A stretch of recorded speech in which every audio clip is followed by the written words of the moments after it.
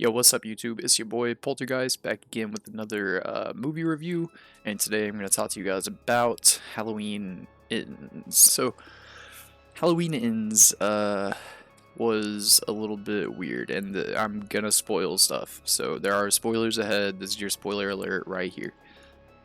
So Halloween Ends picks up like a few years after Halloween Kills. Michael hasn't been around for like I think it's like 4 years.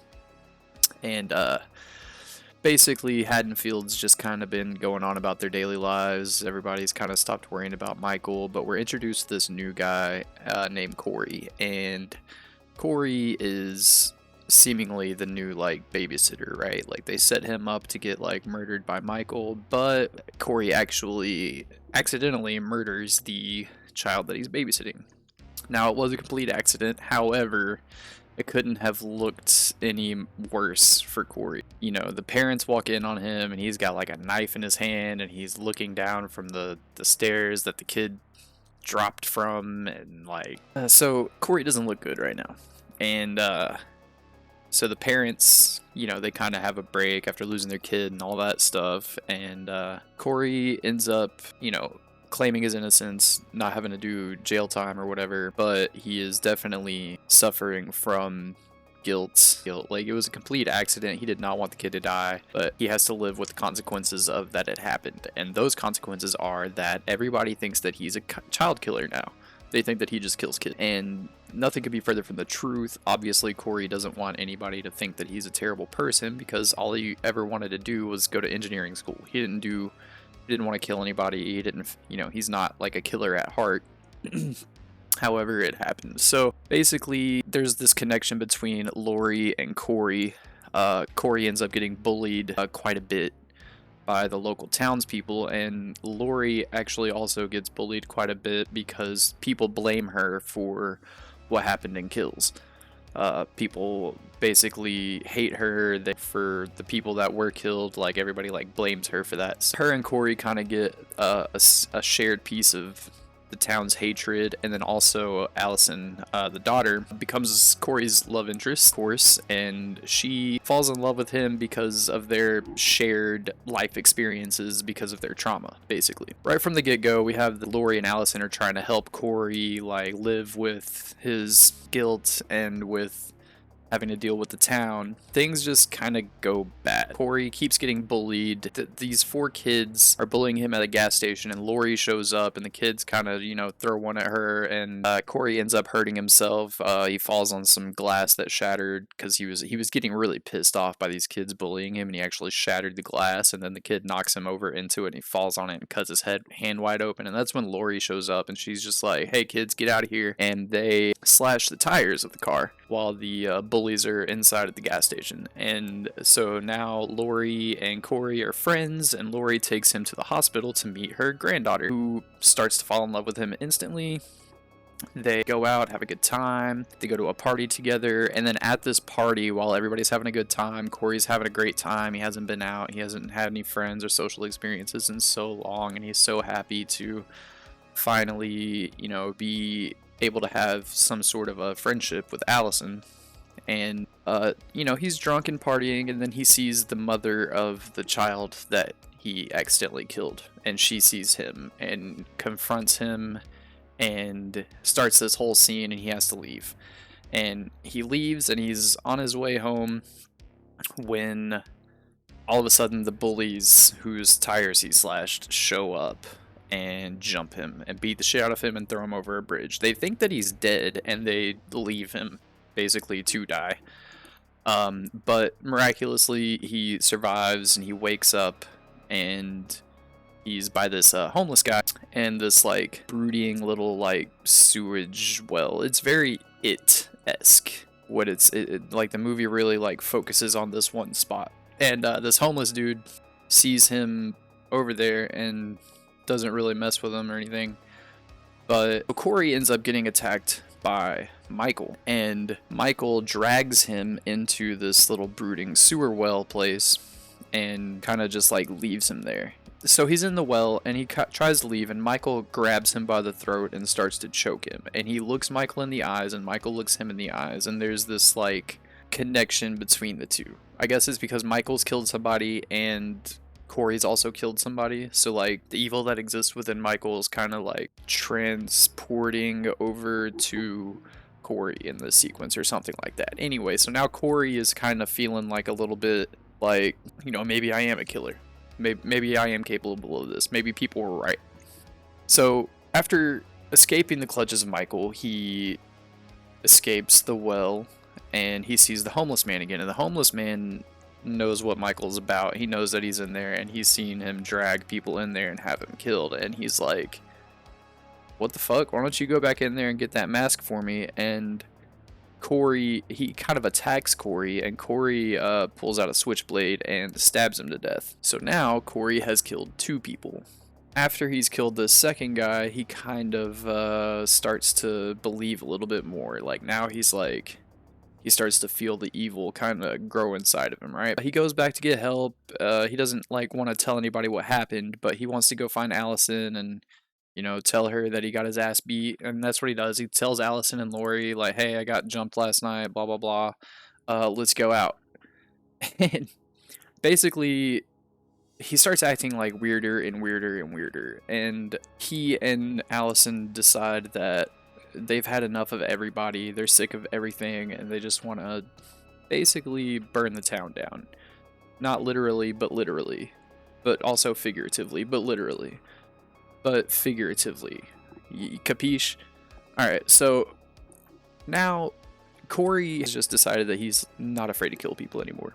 Like, he feels the evil, and he's just like so down to kill anybody who fucks with him or Allison. They go out on a date, and Allison gets confronted by her ex-boyfriend, who is just being a total douche, and confronts Corey, and Corey and him kind of have a standoff in the restaurant, and then later on, Corey lures the guy over to the well where Michael's hiding. And he gets him to follow him in there. And he basically feeds Michael, basically. He like leads this guy into a trap. And Michael's there and he attacks him. He doesn't attack Corey though, still. Like he kind of, Corey like grabs this guy and looks at Michael and he's like, teach me the way. Like Michael just starts stabbing the dude while Corey just holds him. So it's like really weird. It's like, I don't know, it's very unlike Michael, which I didn't really like. I thought that was kind of weird. It's like we've never seen anything like that happen before. So I'm not really sure why they would go that route. But I do think it's kind of interesting to see evil can still exist. He's not the only person that's like this. And also, society, breeds these types. So it's not like you get rid of Michael and you rid the world of evil. It's still out there. They take out a couple more of the other people, and then on Halloween night, Corey decides, fuck it, dude, we're going all out. He's just gonna go on a killing rampage and then take Allison and get the fuck out of town. And he does so. He kills all the bullies, kills his mom, kills his dad. Well, technically he didn't kill his dad, but he got his dad killed. Kills a radio DJ. We kill a doctor and his assistant. Actually, Michael killed the assistant. His classic stabbing the person into the wall, which is so hilariously unrealistic. It's like, look, dude, that knife is probably like a 9-inch knife. Okay, so we're talking about like this far. Okay, through a woman's body, and then there's still like this much of it sticking out, right? So like, what's pinning her to the wall? Like that much of the tip of the knife? I don't think so.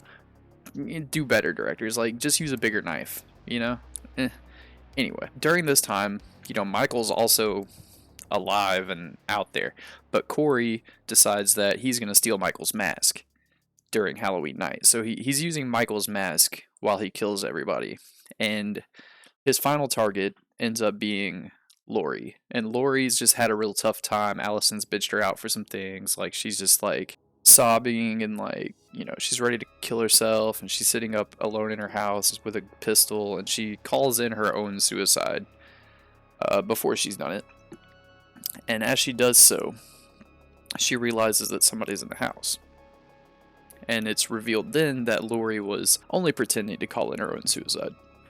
She never intended to actually kill herself. And she knew that Corey was going to be the one who was going to try to kill her, because he said that if he can't have Allison, then nobody can. So now he's willing to take everybody out of the picture, including Lori, because he thinks that Allison hates Lori, which isn't true. But everybody's stressed out and emotionally traumatized and just worn out from all this mess, so they're, you know, on edge and freaking out on each other. Lori's ready for him when he attacks her, and they fight in her house, and eventually she gets the better of him. She tries to talk some sense into him, because he's obviously gone absolutely nuts right now, but she's like, I knew there was something weird about you, like, you can't, like, you're fucked, like, you're not going anywhere with Allison, like, and he's just straight up is just like, oh, if I can't have Allison, then no one can, and he stabs himself in the throat. Lori hurriedly grabs the knife, pulls it out, just as Allison walks through the door to see her standing over her boyfriend with a bloody knife in her hand while he bleeds out in front of both of them. Super bad look for Lori, super tough luck for Allison, really shitty thing for Corey to do. He's kind of like those guys that you need to look out for, you know what I'm saying? Like, he is, even though Allison was like really pursuing him throughout the whole movie, he's actually very abusive, low-key, without any like mentioning it or noticing of it. And he's kind of aware of it.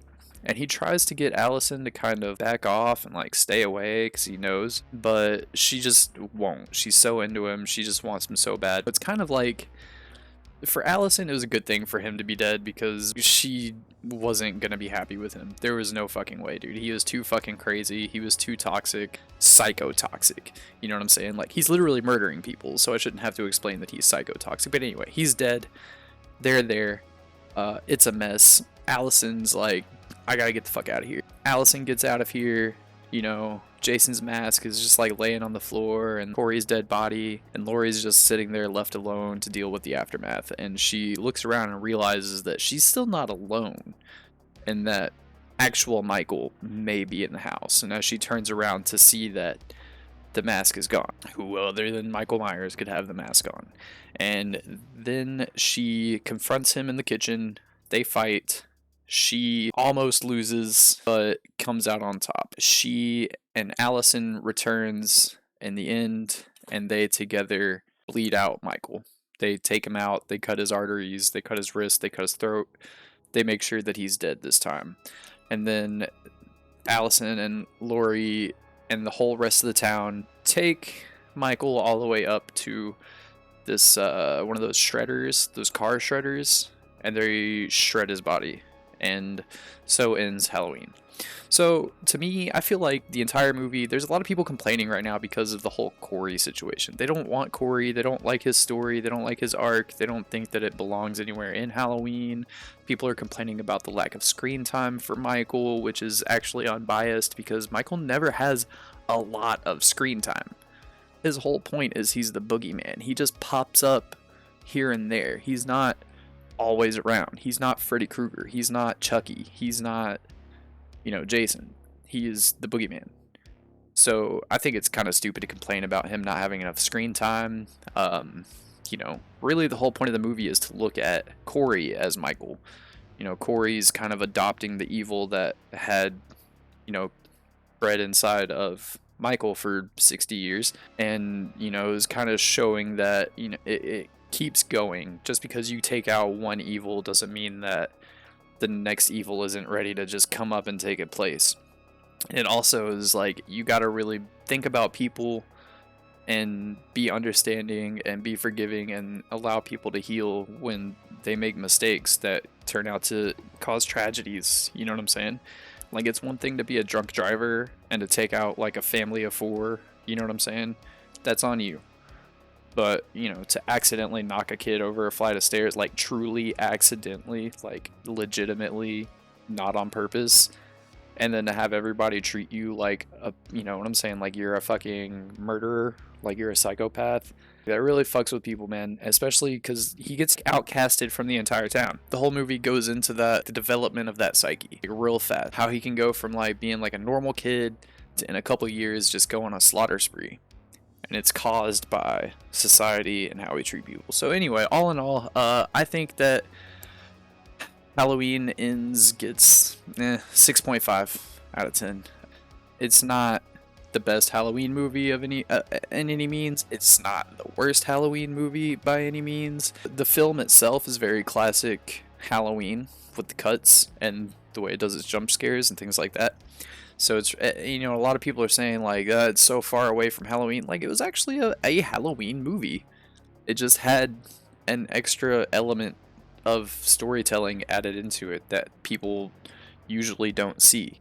You know what I'm saying? Kind of like the Josh Hartnett arc in H2O. And plenty of people bitched about that too. It is what it is.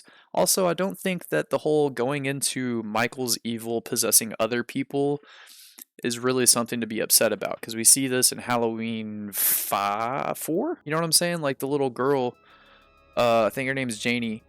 She starts to become evil like Michael, and it's like the curse of Michael Myers, and like the curse of Michael Myers was getting, even though that's not the same timeline as right now, technically all that didn't happen in Halloween Ends, but that same inspiration, you know what I'm saying? When you say it's not Halloween, it's literally Halloween. Like, all diehard fans are ashamed of this piece of shit and stuff like that. Like, nah, we're not, dude.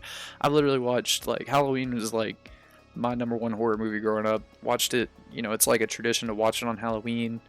But you know what I'm saying? As a horror fan, not just a Halloween fan, like, there's no reason to speak for everybody. You know what I'm saying? If you didn't like it, you didn't like it. You know, I don't like certain movies, other people don't like certain movies. It's just how it is. But to say that it's trash and it's garbage, like, nah, shut up. Go make a better version and see if anybody will even buy it. That's my 2 cents. Anyway, that's it.